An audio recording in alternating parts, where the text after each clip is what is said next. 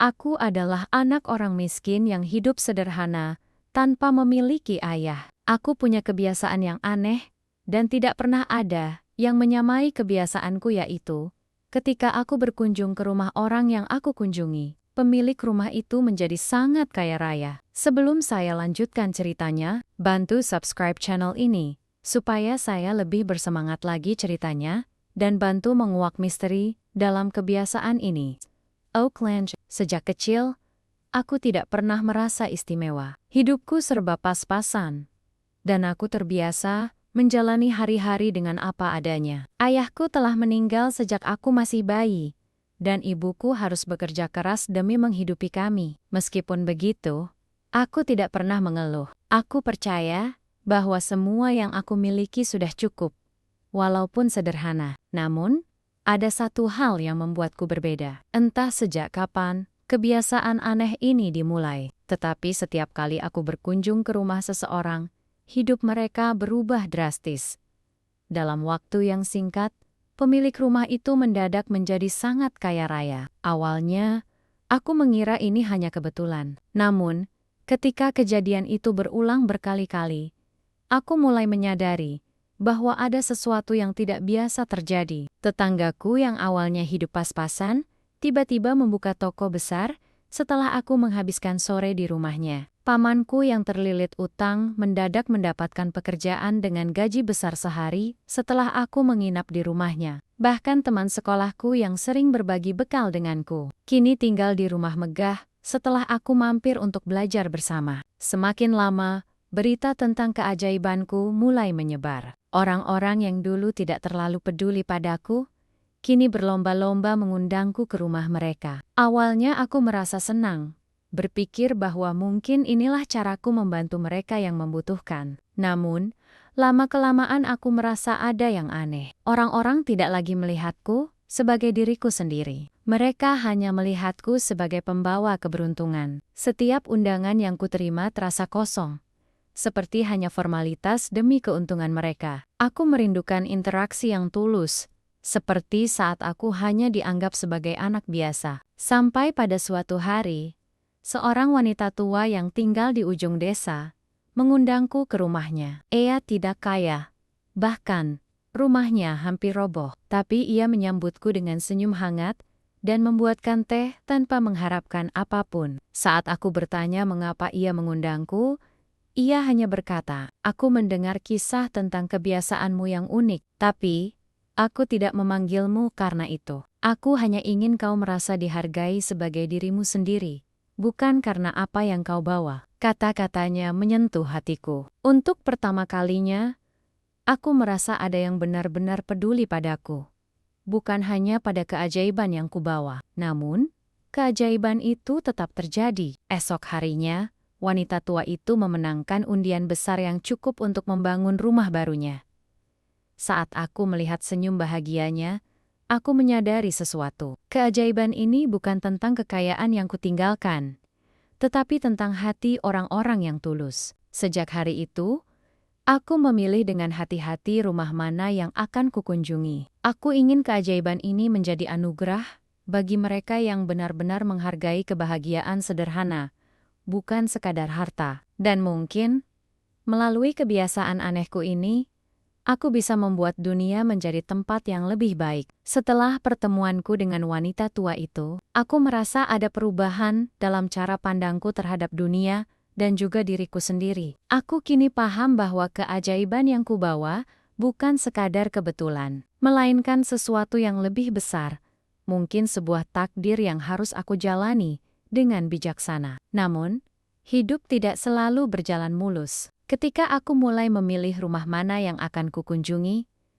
orang-orang mulai berubah. Mereka yang merasa diabaikan mulai membicarakanku di belakang. Ada yang menyebutku sombong, ada juga yang berbisik bahwa aku hanya mengunjungi rumah-rumah yang akan memberikan imbalan. Aku hanya bisa diam, tidak mudah menjelaskan sesuatu yang bahkan aku sendiri tidak sepenuhnya mengerti. Pada suatu hari, seorang pria asing datang mencariku. Ia tampak berbeda dari orang-orang di desaku. Pakaiannya rapi dan mahal, dengan jam tangan yang berkilauan. Ia memperkenalkan dirinya sebagai seorang pengusaha dari kota. Aku mendengar tentang kebiasaanmu, katanya dengan nada serius.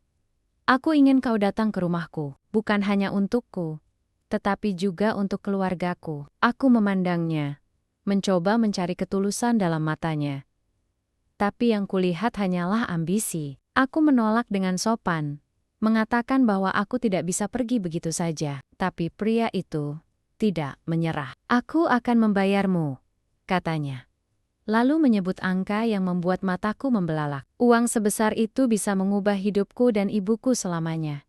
Aku merasa bimbang. Aku ingin membantu ibuku, memberikan kehidupan yang lebih baik untuknya. Tapi aku juga tahu bahwa keajaiban ini bukanlah sesuatu yang bisa diperjualbelikan. Dengan berat hati, aku tetap menolak. Pria itu pergi dengan wajah marah, dan sejak saat itu, aku merasa dunia menjadi lebih sulit. Orang-orang mulai menuduhku pilih kasih. Bahkan, beberapa di antara mereka mengancamku. Aku merasa sendirian, seperti orang asing di tempat yang seharusnya menjadi rumahku. Di tengah kesulitan itu, aku memutuskan untuk pergi. Aku tidak tahu kemana harus melangkah, tetapi aku merasa bahwa jawabannya ada di luar sana, di tempat yang belum pernah kukunjungi. Perjalananku membawaku ke kota besar, tempat di mana kehidupan terasa lebih cepat dan lebih keras. Aku bekerja serabutan untuk bertahan hidup, tetapi aku tetap menjaga kebiasaanku. Ketika aku melihat seseorang yang benar-benar membutuhkan bantuan, aku menawarkan diriku untuk berkunjung ke rumah mereka. Dan seperti biasa, keajaiban itu terjadi. Kabar tentangku mulai menyebar di kota. Tetapi kali ini, aku lebih berhati-hati. Aku hanya menerima undangan dari mereka yang benar-benar tulus, yang tidak hanya memikirkan harta, tetapi juga kebahagiaan dan cinta. Namun, di tengah perjalananku, aku bertemu dengan seseorang yang mengubah segalanya. Seorang anak kecil bernama Dara, yang hidup sebatang kara di jalanan. Saat aku bertanya mengapa ia selalu terlihat ceria meskipun hidupnya sulit, ia menjawab dengan senyum lebar. Karena aku percaya, kebahagiaan itu bukan soal apa yang kita punya, tapi siapa yang kita punya. Kata-kata itu membuatku tersadar. Keajaiban ini bukanlah tentang membawa kekayaan, melainkan tentang menghadirkan harapan dan kebahagiaan bagi mereka yang membutuhkannya. Sejak saat itu, aku tidak lagi merasa terbebani oleh kebiasaan anehku. Aku menerima takdirku dengan sepenuh hati, menjelajahi dunia, dan membawa keajaiban kepada mereka yang benar-benar menghargai hidup. Dan meskipun aku hidup sederhana, aku merasa seperti orang terkaya di dunia. Karena aku tahu, setiap langkahku membawa perubahan. Dan setiap rumah yang kukunjungi menjadi bagian dari kisah indah yang tidak akan pernah kulupakan. Tahun 2025 berlalu, dan perjalanan membawaku ke berbagai tempat.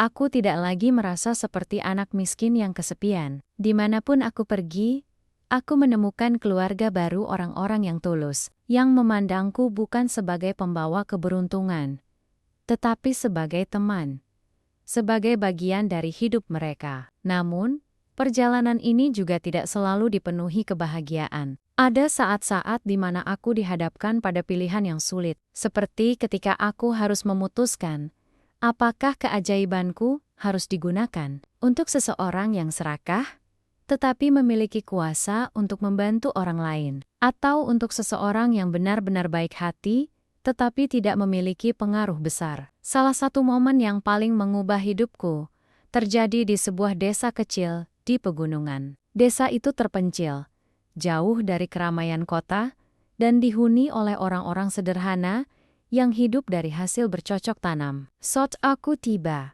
aku disambut dengan keramah tamahan yang menghangatkan hati. Namun, aku segera menyadari bahwa desa itu berada di ambang kehancuran. Tanah mereka tidak lagi subur, dan panen mereka gagal berturut-turut selama beberapa tahun. Banyak penduduk desa yang sudah menyerah, dan sebagian dari mereka bahkan mulai meninggalkan desa untuk mencari penghidupan di tempat lain. Kepala desa, seorang pria tua bernama Pak Surya, mendatangiku dengan mata penuh harapan. "Anak muda," katanya, "aku tidak tahu apakah cerita tentangmu benar atau hanya dongeng. Tapi aku tidak punya pilihan lain. Kami membutuhkan keajaiban." Aku terdiam, menatap wajah-wajah penduduk desa yang penuh harap. Aku tahu bahwa jika aku menginap di sini, keajaiban itu mungkin akan terjadi. Tapi aku juga tahu bahwa keajaibanku tidak akan bertahan selamanya. Jika mereka tidak berusaha, desa ini akan kembali ke keadaan semula begitu aku pergi. Malam itu, aku merenung di bawah langit berbintang. Aku berpikir, apa arti sebenarnya dari keajaiban ini? Apakah aku hanya menjadi solusi instan bagi mereka? Atau aku bisa membantu mereka menemukan cara untuk bertahan sendiri? Keesokan paginya, aku memutuskan untuk berbicara dengan penduduk desa. Keajaiban ini bukan milikku, kataku. Ini adalah milik kalian. Jika kalian mau berusaha dan bekerja sama, aku bisa membantu. Tapi kalian juga harus percaya pada diri kalian sendiri. Bersama-sama, kami mulai menghidupkan kembali desa itu. Aku tinggal selama beberapa minggu, membantu mereka memperbaiki irigasi, mengolah tanah, dan menanam bibit baru. Dan seperti yang kuduga, keajaiban itu terjadi. Hujan turun setelah bertahun-tahun lamanya, dan tanah yang tadinya kering mulai subur kembali. Panen berikutnya adalah yang terbaik yang pernah mereka alami. Desa itu tidak hanya bertahan, tetapi juga berkembang. Penduduknya kembali, dan desa itu menjadi salah satu desa tersubur di daerah itu. Saat aku berpamitan, Pak Surya menggenggam tanganku. Keajaiban itu bukan hanya karena kau datang ke sini, katanya. Keajaiban itu terjadi karena kau mengajari kami untuk percaya pada diri sendiri. Aku tersenyum, merasa bahwa inilah tujuan sebenarnya dari kebiasaan anehku. Sejak saat itu, aku tidak hanya membawa keberuntungan, tetapi juga harapan, pelajaran, dan semangat untuk berjuang. Aku tidak lagi hanya seorang anak miskin dengan kebiasaan aneh. Aku adalah pembawa perubahan. Seorang pengingat bahwa keajaiban sejati ada dalam diri setiap orang. Hanya perlu sedikit dorongan untuk muncul ke permukaan. Dan perjalanan ini belum berakhir. Aku terus melangkah, membawa cerita-cerita baru, dan menyebarkan keajaiban dimanapun aku berada. Beberapa tahun setelah perjalananku membawa perubahan di berbagai tempat, aku mulai merasa bahwa keajaiban yang kubawa bukanlah sekadar kebiasaan aneh. Ada sesuatu yang lebih besar dan lebih rumit di balik semua ini. Pertanyaan-pertanyaan yang dulu kusimpan dalam hati mulai menyeruak kembali. Kenapa aku? Dari mana asal keajaiban ini? Apakah ada batasnya? Dan apa konsekuensinya? Jawaban atas pertanyaan-pertanyaan itu mulai terungkap pada suatu malam yang kelam di sebuah kota kecil di tepi hutan. Saat itu, aku tengah mencari tempat untuk bermalam. Namun, tidak ada seorang pun yang mau membuka pintu untukku. Warga kota itu tampak ketakutan. Wajah mereka pucat, dan banyak dari mereka menutup jendela begitu melihatku datang. Ada apa di sini? Tanyaku pada seorang pria tua yang tengah berjualan buah di sudut jalan. Pria itu menatapku dengan mata penuh ketakutan. Kau sebaiknya pergi dari sini, nak. Jangan menginap. Tempat ini terkutuk. Terkutuk. Kenapa? Ia hanya menggelengkan kepala dan berbisik.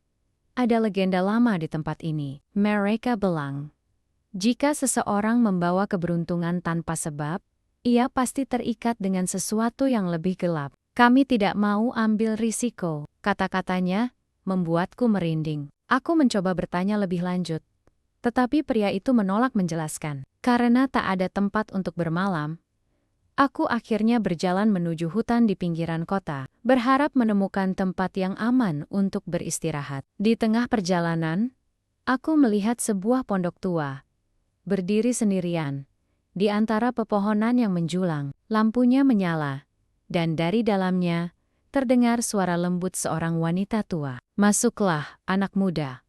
Kau aman di sini. Aku ragu sejenak, tetapi rasa lelahku mengalahkan ketakutanku. Aku melangkah masuk. Wanita itu menyambutku dengan senyum ramah, tetapi matanya menyiratkan sesuatu yang dalam, seolah ia tahu lebih banyak tentangku daripada yang ku ketahui tentang diriku sendiri. Kau membawa sesuatu yang besar, katanya, sambil menyajikan secangkir teh hangat. Dan aku tahu, kau ingin tahu apa sebenarnya itu.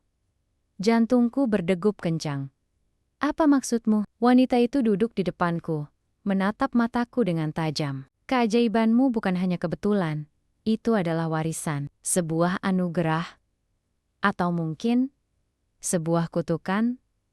Aku terdiam. Kata-katanya menggetarkan hatiku. Di masa lalu, lanjutnya, ada sebuah perjanjian yang dibuat oleh seseorang dari garis keturunanmu. Ia meminta kekuatan untuk mengubah dunia, tetapi ia tidak pernah menyadari bahwa setiap anugerah memiliki harganya. Harga? Tanyaku dengan suara gemetar. Wanita itu mengangguk. Setiap kali kau membawa keberuntungan kepada orang lain, sesuatu diambil dari dirimu, bukan hanya energimu, tetapi juga sebagian dari hidupmu. Kau tidak menyadarinya kan, bahwa semakin sering kau menggunakan keajaiban ini, semakin dekat kau dengan akhir hidupmu. Dunia seolah runtuh di sekitarku. Aku mulai mengingat rasa lelah yang kadang kurasakan setelah mengunjungi rumah orang-orang. Rasa sakit di dadaku yang perlahan semakin sering datang. Semua itu kini terasa masuk akal. Tapi, aku hanya ingin membantu orang lain, kataku, hampir menangis. Aku tidak tahu, ini akan merugikanku. Wanita itu tersenyum lembut. Anak muda, tidak ada yang salah dengan ingin membantu. Tapi kau harus tahu bahwa setiap pilihan memiliki konsekuensi. Kau harus memutuskan. Apakah kau akan terus menggunakan anugerah ini, meski kau tahu harganya, atau kau akan mencari cara untuk membebaskan dirimu dari perjanjian ini? Aku terdiam. Pikiran berkecamuk. Apa ada cara untuk membebaskan diri? Tanyaku dengan suara serak. Wanita itu mengangguk. Ada, tetapi itu tidak mudah. Kau harus mencari sumber anugerah, tempat di mana perjanjian itu pertama kali dibuat. Di sana, kau bisa memilih untuk mengakhiri semua ini. Tetapi, itu berarti kau juga kehilangan kemampuanmu selamanya, atau kau bisa memperkuatnya. Tetapi dengan risiko yang jauh lebih besar. Aku tahu perjalanan ini akan membawa perubahan besar dalam hidupku. Tetapi aku tidak punya pilihan lain. Aku harus menemukan kebenaran. Harus memahami siapa diriku sebenarnya. Dengan hati yang berat, aku memutuskan untuk memulai pencarian itu. Tidak tahu apa yang akan kutemui di sepanjang jalan. Namun satu hal yang pasti, perjalananku baru saja dimulai. Perjalananku mencari sumber anugerah membawaku melintasi negeri, melalui pegunungan yang terjal, lembah yang gelap, dan desa-desa yang sepi. Sepanjang perjalanan, aku mulai merasakan tubuhku melemah. Semakin banyak rumah yang kukunjungi sebelumnya, semakin besar rasa sakit yang kurasakan. Aku tahu, waktuku tidak banyak. Akhirnya, setelah berbulan-bulan mencari, aku menemukan petunjuk terakhir di sebuah kuil tua yang terlupakan. Di tengah kuil itu terdapat sebuah altar batu.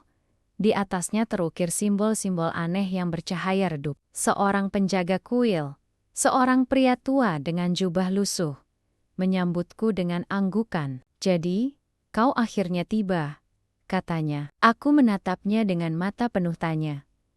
Apa kau tahu siapa aku? Apa yang sebenarnya terjadi padaku? Pria itu mengangguk pelan. Kau adalah keturunan dari seseorang yang membuat perjanjian dengan sumber anugerah. Perjanjian itu memberikan kekuatan untuk membawa keberuntungan, tetapi juga mengikat jiwa setiap keturunannya. Kau adalah yang terakhir dalam garis itu. Dan sekarang, kau harus memutuskan. Apakah kau akan mengakhiri perjanjian ini, atau melanjutkannya? Aku mendekati altar itu. Di depanku, sebuah cahaya muncul, membentuk sosok yang samar namun megah. Suara lembut namun menggema, terdengar di seluruh ruangan. Keturunanku, katanya, kau telah membawa anugerah ini ke banyak orang. Tetapi setiap anugerah memiliki harga. Kau sekarang berada di persimpangan. Pilihlah. Akhiri perjanjian ini, dan kembalilah menjadi manusia biasa. Atau, lanjutkan warisan ini dengan kekuatan yang jauh lebih besar, tetapi dengan risiko kehilangan jiwamu sepenuhnya. Aku terdiam. Pikiranku dipenuhi oleh wajah-wajah orang-orang yang telah kubantu. Namun, aku juga memikirkan ibuku, hidupku sendiri, dan apa yang telah hilang dariku selama ini. Apa yang terjadi jika aku mengakhirinya? Toniaku, kau akan kehilangan kekuatanmu selamanya. Jawab suara itu. Namun, kau akan bebas. Tidak ada lagi yang akan diambil darimu. Tetapi ingat, dunia tidak akan lagi merasakan keberuntungan yang kau bawa. Aku menarik napas panjang. Aku tahu apa yang harus kupilih. Aku ingin mengakhiri ini, kataku dengan tegas. Cahaya itu bergetar, seolah-olah terkejut dengan keputusanku. Kau yakin dunia membutuhkanmu? Dunia tidak membutuhkan aku, jawabku. Dunia membutuhkan harapan, kerja keras, dan kepercayaan pada diri sendiri. Aku hanya alat. Mereka bisa melakukannya tanpa aku. Sosok cahaya itu tersenyum samar. Kau bijak, lebih dari yang kupikirkan. Baiklah, perjanjian ini akan diakhiri. Tetapi ingat, meski kau kehilangan kekuatanmu, jejakmu akan tetap ada di hati mereka yang kau bantu. Altar itu bersinar terang, dan aku merasakan sesuatu yang berat terangkat dari dadaku. Tubuhku terasa ringan, bebas, meski lemah. Ketika cahaya itu memudar, aku menyadari bahwa aku sekarang hanyalah manusia biasa. Pria tua penjaga kuil tersenyum hangat. Kau membuat pilihan yang benar. Sekarang, kembalilah dan jalani hidupmu seperti yang kau inginkan. Aku meninggalkan kuil itu dengan perasaan lega. Dunia terasa berbeda, lebih sederhana, tetapi juga lebih indah. Aku kembali ke desaku, ke pelukan ibuku. Meskipun kami tetap hidup sederhana, aku merasa kaya karena aku bebas, dan aku bisa hidup tanpa beban. Kisah tentang keajaibanku menjadi legenda, tetapi aku tidak pernah lagi mengunjungi rumah orang lain untuk membawa keberuntungan. Sebaliknya, aku mengajari mereka untuk menemukan kekuatan dalam diri mereka sendiri, seperti yang pernah diajarkan wanita tua dan Pak Surya kepadaku. Dan meski aku kini hanyalah manusia biasa, aku merasa telah menemukan kebahagiaan yang sejati.